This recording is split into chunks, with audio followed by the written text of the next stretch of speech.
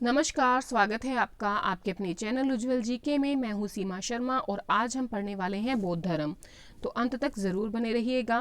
बौद्ध धर्म की बात करें तो प्राचीनतम धर्मों में से एक धर्म बौद्ध धर्म है। बौद्ध धर्म के संस्थापक थे महान महात्मा गौतम बुद्ध। ठीक है, तो प्राचीनतम धर्मों में से एक धर्म कौन सा है? महान धर्म बौद्ध धर्म। और जो संस्थापक थे वो थे महात्मा गौतम बुद्ध।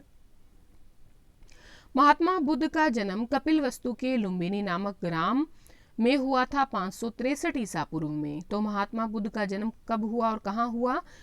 तो कपिलवस्तु के लुम्बिनी नामक ग्राम में हुआ था 563 ईसा पूर्व में। ठीक है, वर्तमान में कपिलवस्तु कहाँ पर है? नेपाल देश में। ठीक है, तो कपिलवस्तु कहाँ है? नेपाल में है, जहाँ पर लुम्बिनी नामक ग्राम में 563 ईसा पूर्व में जो है महात्मा बुद्ध का जन्म हुआ था। गौतम बुद्ध के पिता जो थे वो राजा शुद्धोधन थे और माता का नाम था महामाया। ठीक है, गौतम बुद्ध के पिता राजा शुद्धोधन, माता महामाया थी। इनकी जो माता थी उनकी मृत्यु के पश्चात जो बुद्ध का पालन पोषण किया था वो माता गौतमी ने किया था, जो उनकी क्या थी? मौसी भी थी। ठीक है, गौतमी और महामाया सगी बहनें थी, इसलिए गौतमी बुद्ध की मौसी और दत्तक माता दोनों थी। ठीक है, तो गौतमी पुत्र बुद्ध की जो है मौसी भी थी और दत्तक माता भी थी। तो पिता कौन थे?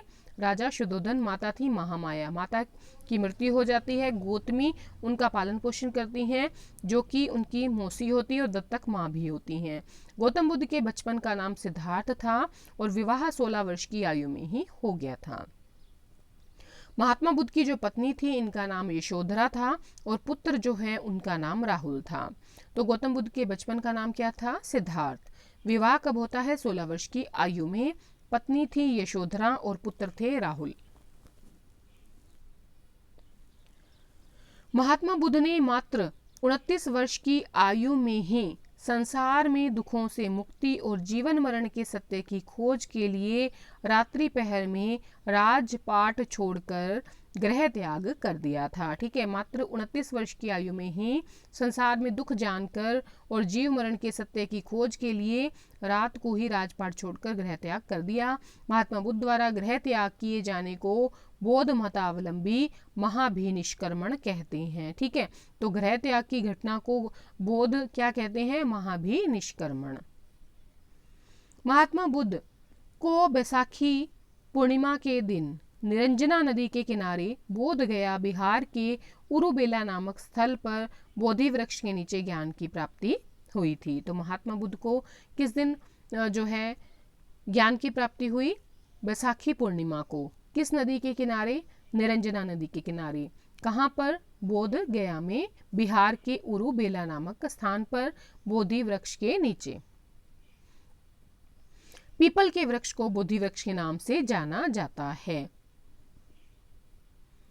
नेक्स्ट है, आषाढ़ की पूर्णिमा को बुद्ध ने अपना पहला उपदेश वाराणसी के मृगदाव यानी कि वर्तमान में उसे कहते हैं सारनाथ, वहां पर दिया था। ठीक है, आषाढ़ की पूर्णिमा को बुद्ध ने अपना पहला उपदेश वाराणसी के मृगदाव वर्तमान में सारनाथ में दिया था।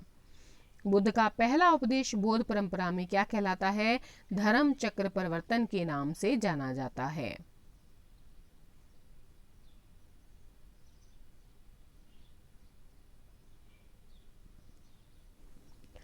बिंबिसार, उदयन और प्रसेनजित बुद्ध के प्रमुख अनुयायी थे। तो याद रखिएगा कौन थे बुद्ध के अनुयायी? बिंबिसार, उदयन और प्रसेनजित। बुद्ध के अनुयायियों को चार भागों में बांटा गया: भिक्षु, भिक्षुणी, उपासक और उपासिका। जो देखिए सन्यासी जीवन जीते थे वो भिक्षु भिक्षुणी थे। भिक्षु यानी कि जो पुरुष होता था और स्त्री जो होती थी भिक्षुणी, और उपासक और उपासिका जो गृहस्थ जीवन में रहकर बौद्ध धर्म के नियमों को अपनाते थे वो थे उपासक और उपासिका। सारीपुत्र, योगालन, आनंद और उपाली बुद्ध के प्रमुख शिष्य थे।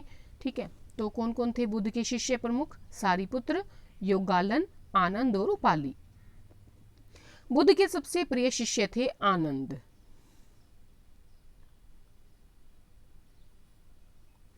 अष्टांगिक मार्ग महात्मा बुद्ध की प्रमुख शिक्षाओं में से एक है। बौद्ध धर्म के अष्टांगिक मार्ग की बात करें जो 8 मार्ग बताए हैं महात्मा बुद्ध ने, सम्यक दृष्टि, सत्य और असत्य का समझ बोध, वास्तविकता समझने की शक्ति सम्यक दृष्टि कहलाती है। ठीक है, सत्य और असत्य की समझ की बोध रखना, वास्तविकता समझ की शक्ति। सम्यक संकल्प, दृढ़ निश्चय के साथ जीवन यापन करना, क्या कहलाता है? सम्यक संकल्प कहलाता है। सम्यक वाक या सम्यक वाणी, तो वाणी को सत्य और पवित्र होना चाहिए, अर्थात मनुष्य के बोल पाप, छल और असत्य विहीन होने चाहिए। यही क्या कहलाते हैं? सम्यक वाक या सम्यक वाणी कहलाते हैं। सम्यक कर्मांत यानी कि सही कर्म करने चाहिए, सत्कर्म, अच्छे कर्म, मनुष्य का चाल चलन अच्छा और बुराई और पाप से दूर होना चाहिए। तो ये 4 हो गए। आगे 4 की और बात करेंगे। तो सम्यक दृष्टि, सही दृष्टि रखनी चाहिए, सही संकल्प से जीवन जीना चाहिए, सम्यक वाणी, सही वाणी जो है उसका प्रयोग करना चाहिए और सही कर्म करने चाहिए। तो ये 4 हो गए। और नेक्स्ट 4 है सम्यक आजीव, न्यायपूर्ण जीवन यापन करना, किसी के साथ छल करके या उसका हक मारकर जीवन यापन नहीं करना चाहिए। तो ये क्या है? सम्यक आजीव, यानी कि सम्यक रूप से, सही रूप से जीवन यापन करना। ठीक है। सम्यक व्यायाम, शुभ विचारों की उत्पत्ति करना, पाप छल कपट से दूर रहना, गलत कर्मों के दुष्परिणाम को समझना। तो ये क्या है? सम्यक व्यायाम है। शुभ विचारों की उत्पत्ति करना, पाप छल कपट से दूर रहना, गलत कर्मों के दुष्परिणाम को समझना। फिर आता है सम्यक स्मृति, यानी कि सही ज्ञान को जानना, सही बुद्धि रखना, चित्त एकाग्र और द्वेष रहित मन ही स्वयं को जान सकता है। तो एकाग्र चित्त होना चाहिए और मन में द्वेष नहीं होना चाहिए किसी के प्रति, स्वयं को जान सकता है ऐसा व्यक्ति, और गलत चीजों से दूर रहना, ये कहलाता है सम्यक स्मृति। सम्यक समाधि, यानी कि मन को एकाग्र चित्त होना चाहिए। तो ये 8 जो हैं महात्मा बुद्ध ने अष्टांगिक मार्ग दिए हैं जीवन यापन करने के लिए। उसके बाद बात आती है 4 आर्य सत्य की।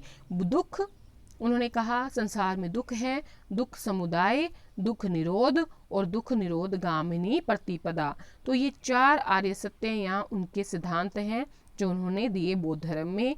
बौद्ध मत के 3 प्रमुख अंग थे, बोध, संघ और धर्म, यानी कि बोध, फिर संघ आ गया, फिर धम्म या धर्म आ गया। ठीक है, तो 3 अंग है बौद्ध मत के, बोध, संघ और धम्म।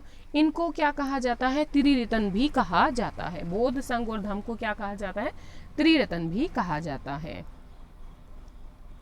बुद्ध द्वारा दिए गए उपदेशों को बौद्ध धर्म में धम्म कहा गया और बौद्ध भिक्षु और भिक्षुओं के संगठन को संघ कहा गया। ठीक है, तो धम्म किसे कहा गया? जो बुद्ध द्वारा दिए गए उपदेश हैं। और संघ किसे कहा गया? बौद्ध भिक्षु और भिक्षुओं के संगठन को। बुद्ध आत्मा और ईश्वर के अस्तित्व में विश्वास नहीं रखते थे, परंतु जैन धर्म की ही भांति बौद्ध धर्म पुनर्जन्म में विश्वास करते थे। तो बुद्ध जो थे आत्मा और ईश्वर के अस्तित्व पर मौन रहे थे, मतलब कुछ बोले नहीं थे, इसलिए ये मानते हैं कि वो इसमें विश्वास नहीं करते थे, लेकिन जैन धर्म की भांति ही वो पुनर्जन्म में विश्वास करते थे। बौद्ध धर्म में 3 संप्रदाय हैं, हीनयान, महायान और वज्रयान। ठीक है, हीनयान का अर्थ होता है निकृष्ट या निम्न मार्ग। हीनयान संप्रदाय के अनुयायियों का मुख्य लक्ष्य बुद्धत्व न होकर अहरत पद की प्राप्ति थी। ठीक है, तो हीनयान संप्रदाय जो है उनके अनुयायियों का मुख्य लक्ष्य क्या था? बुद्धत्व न होकर अरहत की पद की प्राप्ति थी। तो 3 संप्रदाय हैं मुख्य रूप से, हीनयान, महायान और वज्रयान। कुषाण काल में बौद्ध धर्म 2 संप्रदायों में विभक्त हुआ, हीनयान और महायान। हीनयान संप्रदाय के जो हीनयान के लोग हैं संप्रदाय के, वो पाली भाषा का प्रयोग करते थे बौद्धों की तरह। हीनयान संप्रदाय के लोग जो है पाली भाषा का प्रयोग करते थे, जबकि जो महायान संप्रदाय के लोग हैं वो संस्कृत भाषा का प्रयोग करते थे। ठीक है,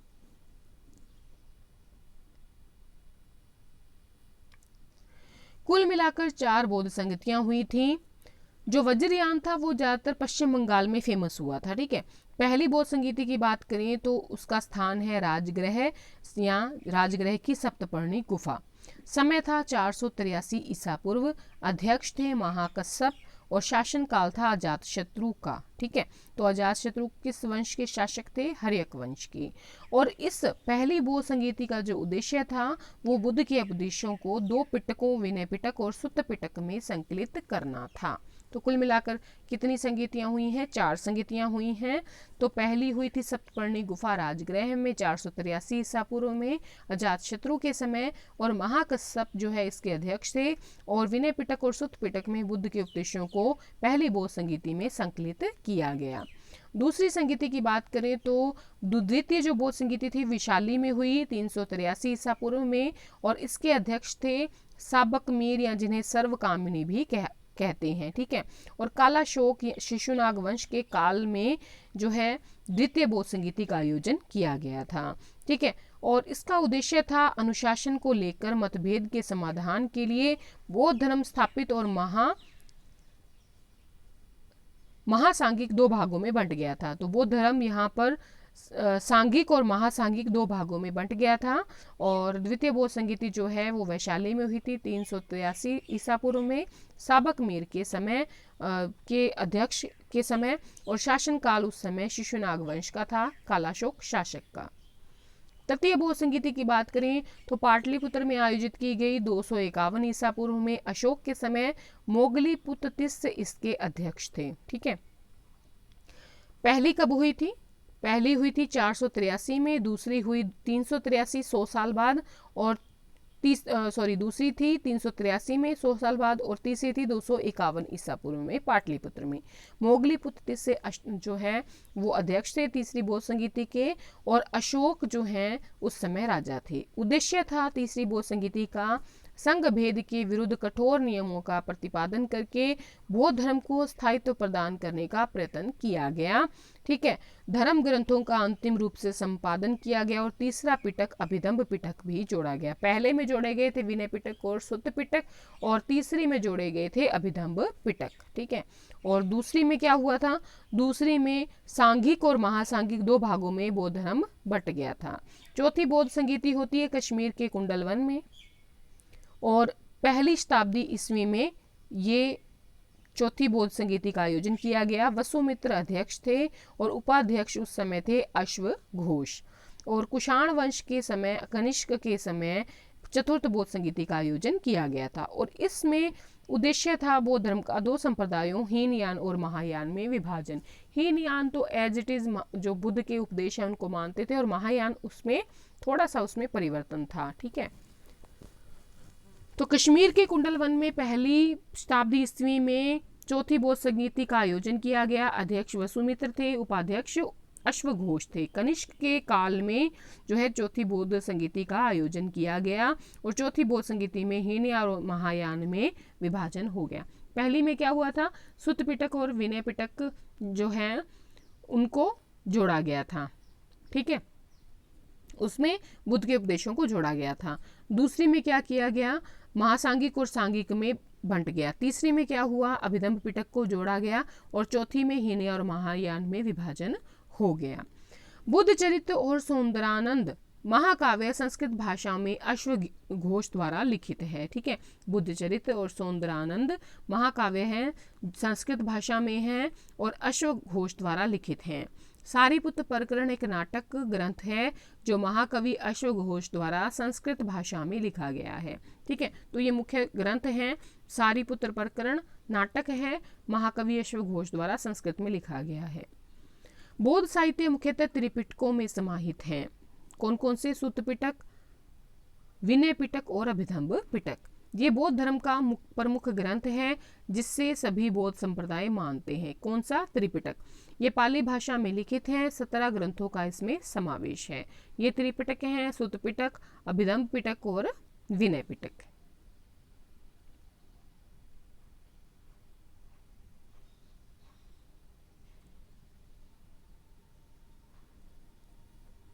नेक्स्ट है, महात्मा बुद्ध की मृत्यु को बौद्ध ग्रंथों में महापरिनिर्वाण के नाम से जाना जाता है।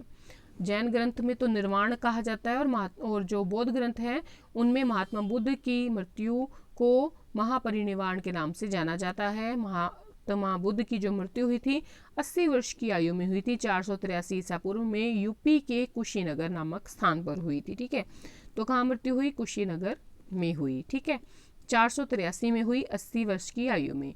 एक किंवदंती के अनुसार मृत्यु के बाद बुद्ध के शरीर के अवशेषों को 8 भागों में बांटकर उन पर 8 स्तूपों का निर्माण कराया गया। 8 स्तूप हैं मगध में, वैशाली, कपिलवस्तु, अलकप, रामागम, बेठ द्वीप, पावा और कुशीनगर।